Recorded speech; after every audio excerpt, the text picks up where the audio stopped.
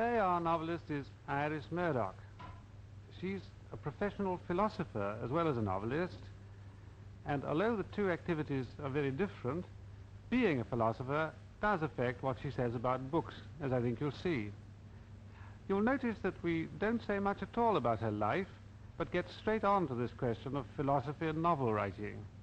Both deal with human nature, though with different tools, and if one person does both things, they're bound to get involved in interesting ways. Iris Murdoch has now published 8 novels, and we're able by this time to form a pretty strong impression of her gift and her personality as a novelist. Novels, she seems to say, have to do two things that can't easily be done together. They have to give the reader a sense of the depth and freedom of his own personality by involving him with fictional characters who have mysterious depth and freedom themselves. But novels also have to provide the satisfactions that come from anything that has artistic form. In the case of a novel, this is not only clever plotting, but the sort of subtle balances and suggestions that we need to recognize before we're willing to think a book is more than merely entertainment. And this second duty, plot and form and shape and so forth, tends to conflict with the first, if only because it does limit the freedom of the characters. Now, Miss Murdoch is fond of very complex plots, and she also tends to write a lot about love. It's a force that liberates the personality, but sometimes she makes people slaves to it. So, if you're talking to Miss Murdoch about her books, you tend to dwell on the struggle between freedom and pattern, and also on what she seems to mean by love.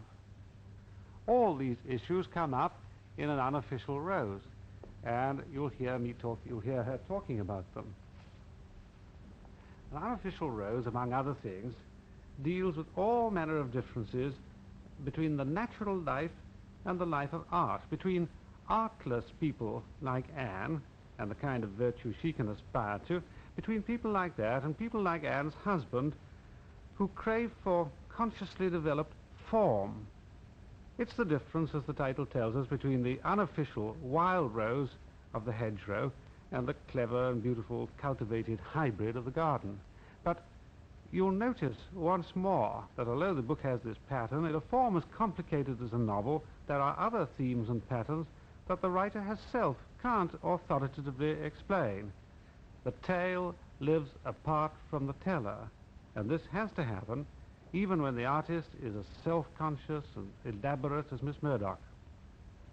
Near the end of the interview, I asked her about a remark made by one of her characters in An Unofficial Rose, by Swan, the parson. He says that too great a devotion to form is fatal to love. Now, Miss Murdoch says that creating free characters in a novel gives the writer a feeling that is close to love for the characters. But presumably the more elaborate and subtle you make your plot, the more you allow form to deprive them of their freedom, the less worthy they are of love. Anyway, I think Miss Murdoch will leave you with the feeling that good novels are themselves very mysterious things.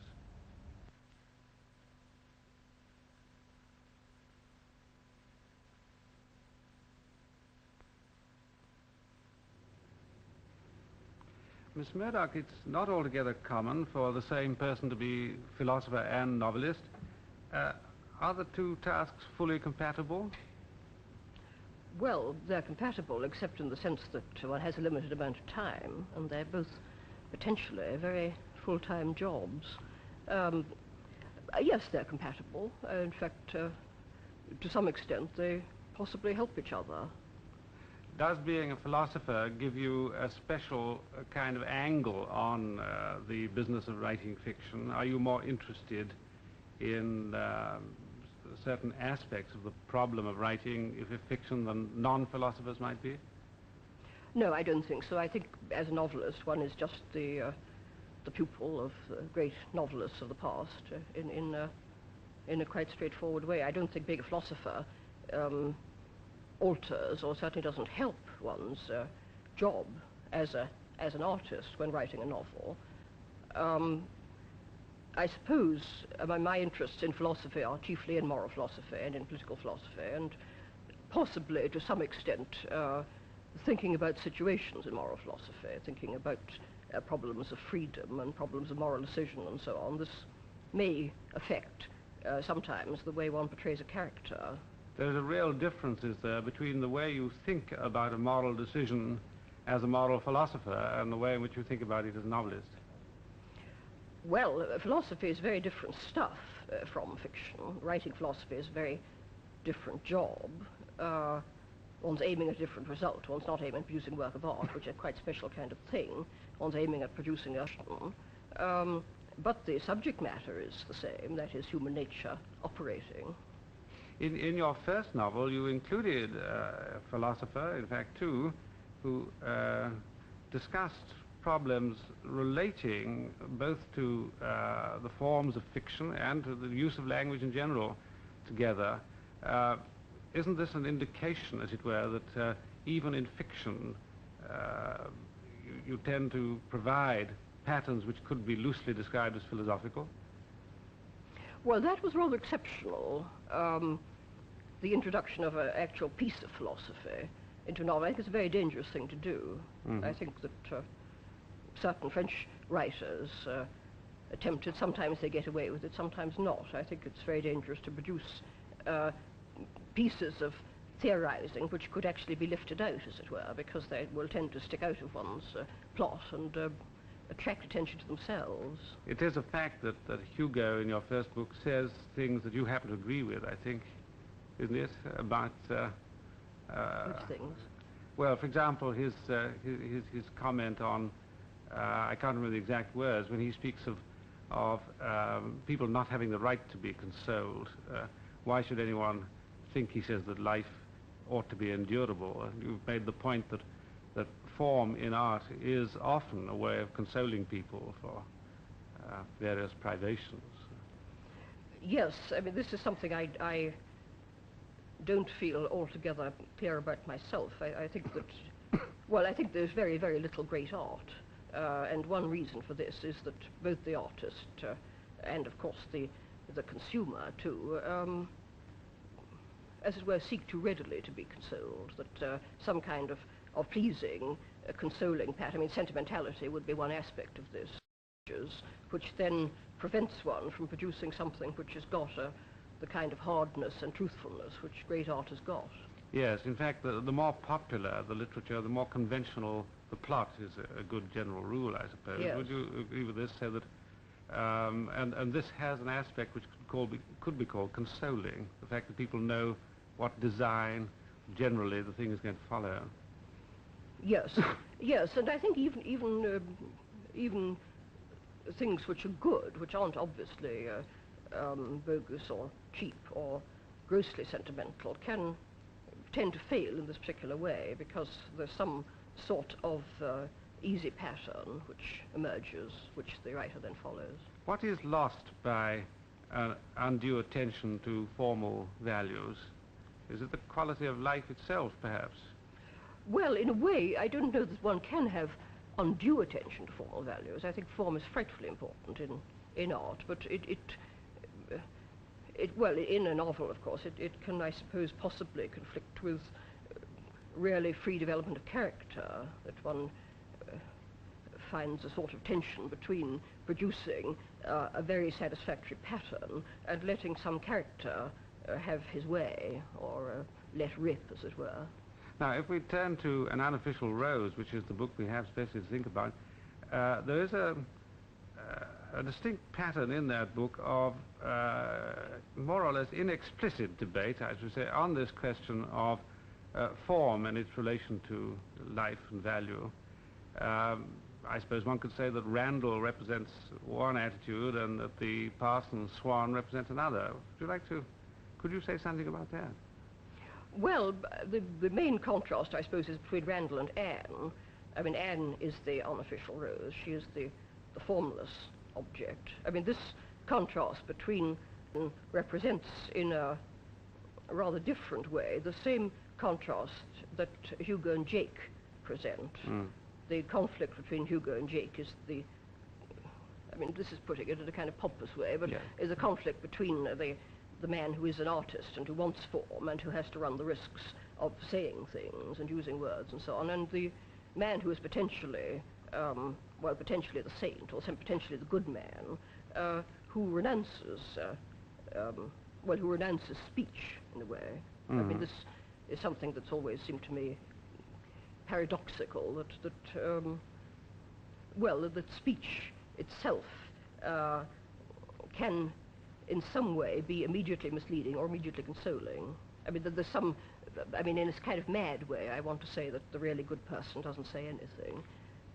Well, anyway, in the Randall-Anne situation, the contrast is a slightly different one, but perhaps similar.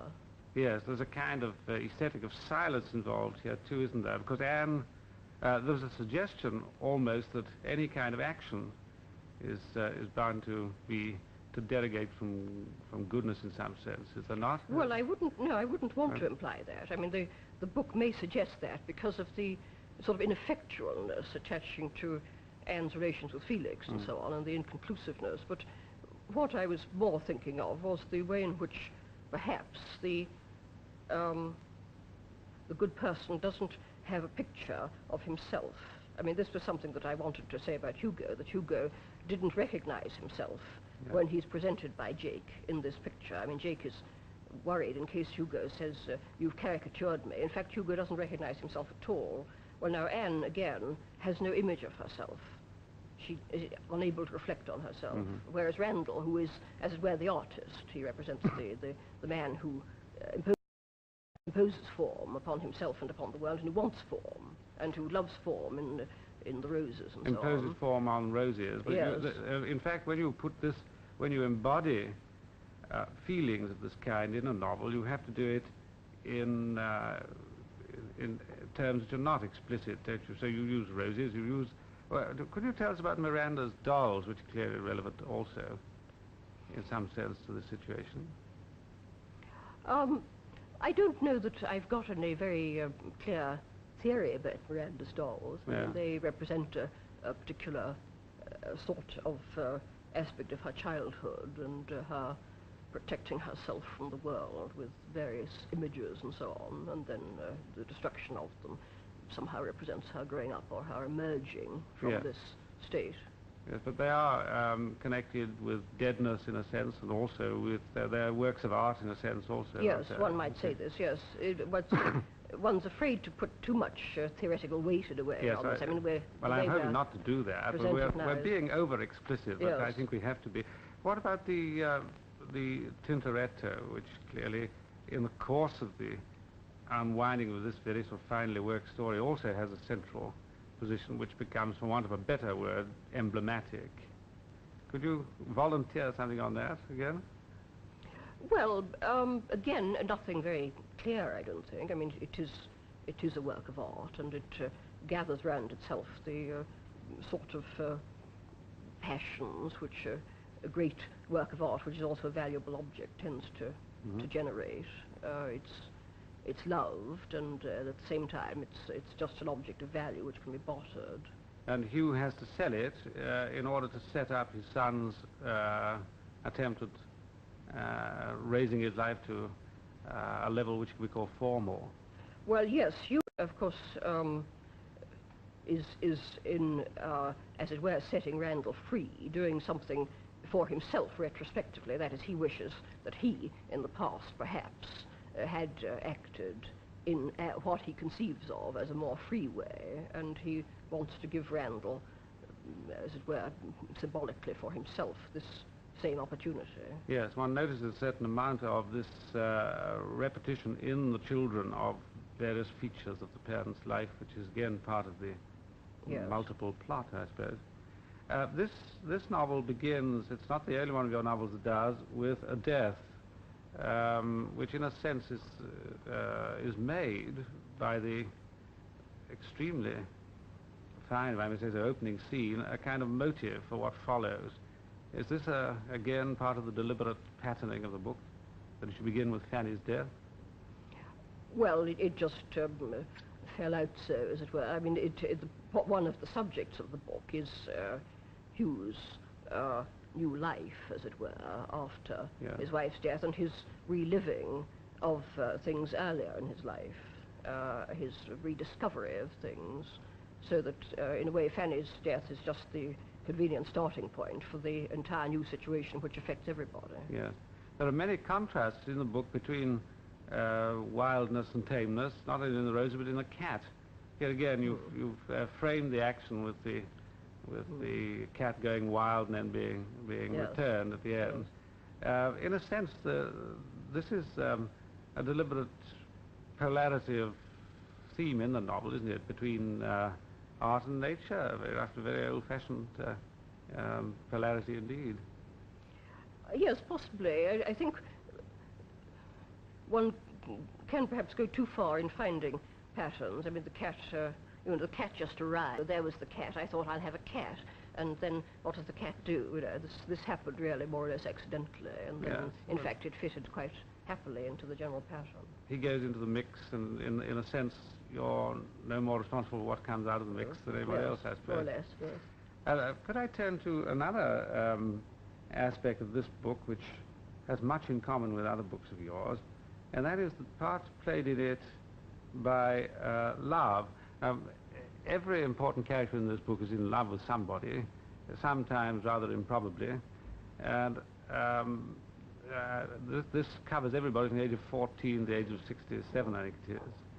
Now, love is associated in your books with a kind of supernatural, I would say demonic force, which is an actual, which reveals truths about persons.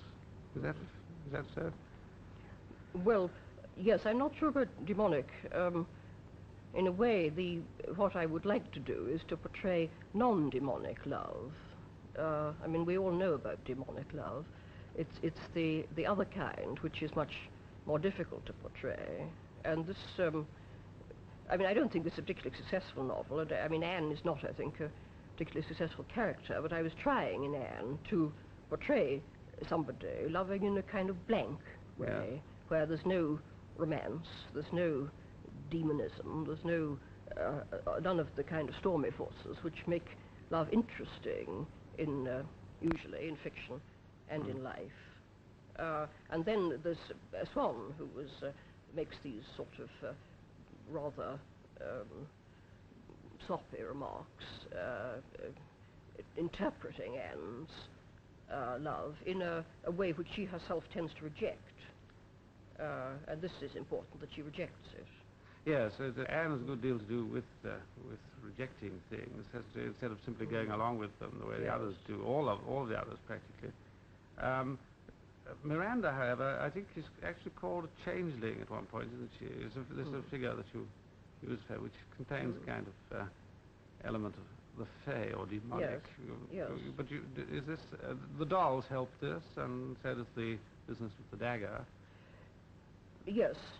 I mean, they help it atmospherically, yes. But it's not part of some grand design. I don't think so, no. I mean, the book portrays different kinds of people loving in different kinds of ways.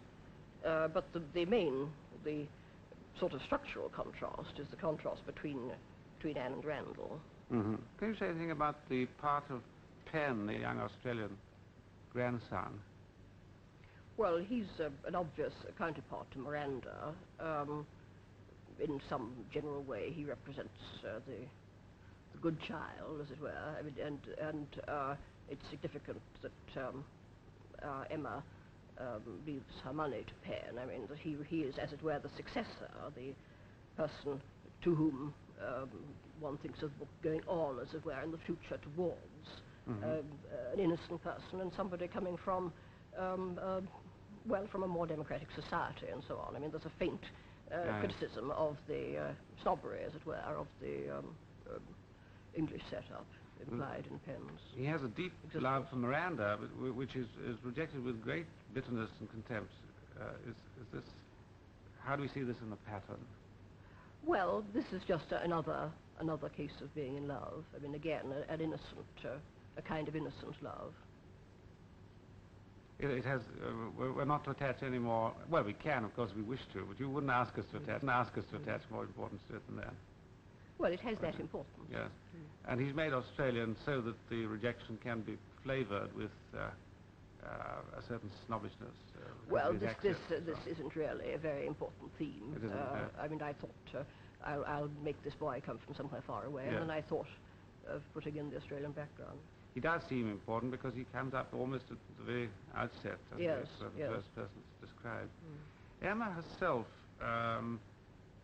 had no need, presumably, in order to be the ex-mistress of you, to write detective stories, but she does write detective stories. Why? Well, again, this is purely accidental. I wanted her to be rich, and I thought this was a good way for her to make her money. Oh, I see. There's no question of death in the rose garden or anything of this kind. Then Nancy Beauchamp is another interesting figure. The confrontation of Randall and Nancy Beauchamp at what is really in some ways the heart of the book, I suppose, where he leaves finally. What are we to make of that? This is another case of love throwing you down and standing on you, is it? Or is it something much more trivial than that? Well, I don't think it has any very weighty significance. I mean, it's just to show that Randall can be loved in a straightforward, moderately selfless way. We're never to think then of people being caught unawares and thrown into strange postures by love, as you sometimes do treat it in that way, don't you? Well, love does always tend to do that, but I don't think I was particularly pursuing that. No, you do this elsewhere, perhaps more, Yes. more than in the Unofficial Rose. And let's just return for a moment to Anne again, because I think she clearly is central to the book. Could you just say again how is the Rose, which is not a highly developed one, which in fact she seems to be in some sense incapable of this kind of development, but nevertheless is in the truth in a sense in which Randall isn't. Is that right? Well, this would be intended, yes. In fact, it's very difficult to portray that sort of character without some kind of loss of energy or something, which may make the character uninteresting. But she was certainly intended to be thought of as a good person, and as having this curious sort of unself-awareness, this lack of self, lack of ego, as it were, Yes. which is one kind of way of being good. And her spiritual advisor, he is a kind of muffled echo of something important, isn't he? But he's not... Yes, and she doesn't recognize anything for herself in this echo. No, but it is Swan, I think, who says that something like an improper devotion to the idea of form is fatal to love. Do you remember? Yes. He makes a number of theoretical remarks, some of which I would endorse, but not all. Not all. Well, and this must be the last point we take up. I don't know if you remember that E.M. Forster once said that the relationship of an author to his characters in a novel is a relationship of love. This is a relationship so important in your novels. Do you feel it's to be analogous to your own relationship to the fiction that you're making? Well, I think there is an analogy between loving somebody in real life in such a way that you can really will them to be independent of you, leave them free, and loving one's characters. I do love my characters, and the difficulty is the same difficulty, that one must be able to leave them free, to make them independent. This is not easy.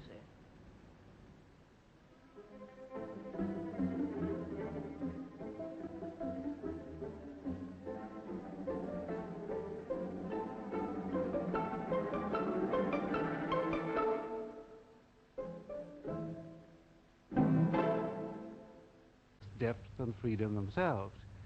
But novels also have to provide the satisfactions that come from anything that has artistic form. In the case of a novel, it is not only clever plotting, but the sort of subtle balances and suggestions that we need to recognize before we're willing to think a book is more than merely entertainment. And this second duty, plot and form and shape and so forth, tends to conflict with the first. if only because it does limit the freedom of the characters. Now, Miss Murdoch is fond of very complex plots, and she also tends to write and the kind of virtue she can aspire to between people like that and people like Anne's husband, who crave for consciously developed form. It's the difference, as the title tells us, between the unofficial wild rose of the hedgerow and the clever and beautiful cultivated hybrid of the garden. But you'll notice once more that although the book has this pattern, in a form as complicated as a novel, there are other themes and patterns that the writer herself can't authoritatively explain. The tale lives apart from the teller, and this has to happen even when the artist is as self-conscious and elaborate as Miss Murdoch.